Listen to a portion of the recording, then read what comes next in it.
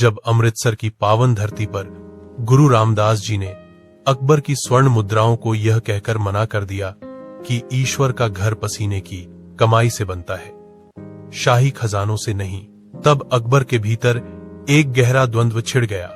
अकबर को आज तक किसी ने ना नहीं कहा था। उनके मन में विचार आया, क्या मेरी शक्ति, मेरा साम्राज्य और मेरी सुरक्षा की पेशकश भी इस फकीर के सामने तुच्छ है। बीरबल, जो अकबर के चेहरे पर आते जाते भावों को पढ़ने में माहिर थे, धीमी आवाज में बोले, जहांपना, आपकी तलवार सरहदों की रक्षा कर सकती है, लेकिन यहां रूहों, आत्माओं का पहरा है। यहां बादशाहत का बोझ उतार कर ही प्रवेश मिलता है। यदि आप गुरु साहिब की दिव्यता को वास्तव में महसूस करना चाहते हैं तो आपको उस मर्यादा से गुजरना होगा जिसे लंगर कहते हैं। गुरु नगरी का एक अटल नियम था जो तीसरे गुरु श्री गुरु अमरदास जी ने स्थापित किया था। पहले पंगत पाछे संगत। इसका अर्थ था कि गुरु से मिलने से पहले हर किसी को, चाहे वह शहंशाह हो या साधारण प्रजा, एक ही पंक्ति में बैठकर लंगर छकना होगा। अकबर ने देखा कि दूर एक बहुत बड़ा कच्चा शामियाना लगा है, जहां से सूखी लकड़ियों के जलने और ताजी रोटियों की सौंधी खुशबू आ रही थी।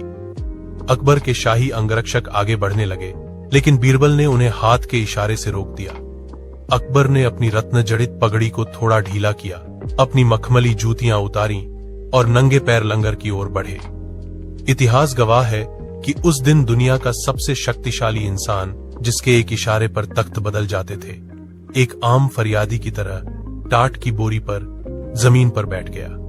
उस पंक्ति में अकबर के दाईं ओर एक बूढ़ा किसान बैठा था, जिसके कपड़ों पर खेतों की धूल थी, और बाईं ओर एक छोटा अनाथ बच्चा था, जिसे यह भी नहीं पता था कि उसके बगल में कौन बैठा है। अकबर ने देखा कि सेवादार पीतल की बाल्टियों में दाल और बड़े टोकरों में रोटियां लेकर आ रहे थे। जब अकबर की मिट्टी की थाली में भोजन परोसा गया तो उन्होंने पहला निवाला लिया। वह सादी दाल और बाजरे की रोटी थी, लेकिन अकबर के गले से निवाला नीचे उतरते ही उनकी आंखों में आंसू आ गए। उन्होंने बीरबल की ओर मुड़कर फुसफुसाते हुए कहा, बीरबल, हमारे शाही रसोइये हजारों मसालों और इत्र का इस्तेमाल करते हैं, पर जो तृप्ति और मिठास इस सूखी रोटी में है, वह मेरे 56 भोग में कहां? यह जादू क्या है? बीरबल ने बड़ी शालीनता से उत्तर दिया, हुजूर, यह रसोइयों का कमाल नहीं, यह वंड छकना की बरकत है। इस आटे को गूंथते समय भक्तों ने प्रभु का नाम जपा है, और इसे खिलाते समय सेवादारों ने अपना अहंकार त्यागा है। जहां मैं नहीं होता, वहां ईश्वर का स्वाद आ जाता है। लंगर के बाद अकबर दोबारा गुरु रामदास जी के सम्मुख उपस्थित हुए। अब अकबर के भीतर का शहंशाह शांत हो चुका था और एक जिज्ञासु जाग उठा था। उन्होंने गुरुजी के चरणों के पास बैठकर पूछा, महाराज, मुझे वह मार्ग बताएं जिससे मेरा राजपाट भी सलामत रहे और मुझे रूहानी सुकून भी मिले। गुरु रामदास जी ने अकबर के कंधे पर हाथ रखा और बड़े गंभीर स्वर में कहा, हे राजन, याद रखना कि यह सिंहासन, यह मुकुट और यह फौज तुम्हें कुछ समय के लिए उधार दी गई है। तुम इस जमीन के मालिक नहीं, बल्कि खुदा की तरफ से नियुक्त किए गए एक रखवाले हो। राज वही अमर होता है जिसकी नींव न्याय पर हो और जिसकी छत दया की हो। जैसे यह लंगर और यह सरोवर हर धर्म, हर जाति के लिए खुला है, वैसे ही एक राजा का हृदय भी हर दुखियारे के लिए खुला होना चाहिए।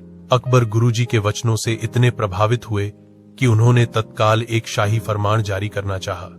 उन्होंने गुरुजी से कहा, महाराज, इस पावन नगरी की स्थापना के लिए मैं इस पूरे क्षेत्र का लगान हमेशा के लिए माफ करता हूं। कहा जाता है कि अकबर ने उस समय के अकाल और सूखे को देखते हुए पंजाब के किसानों का लगान भी माफ कर दिया, ताकि वे सुख से रह सकें और गुरु घर की सेवा कर सकें।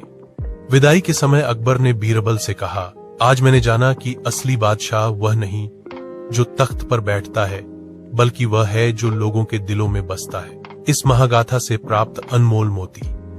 अकबर ने सीखा कि अहंकार को त्यागे बिना सत्य की प्राप्ति असंभव है।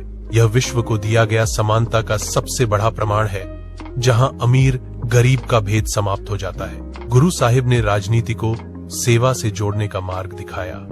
अगर आपको यह साखी अच्छी लगी तो कमेंट बॉक्स में धन धन श्री गुरु रामदास जी जरूर लिखें।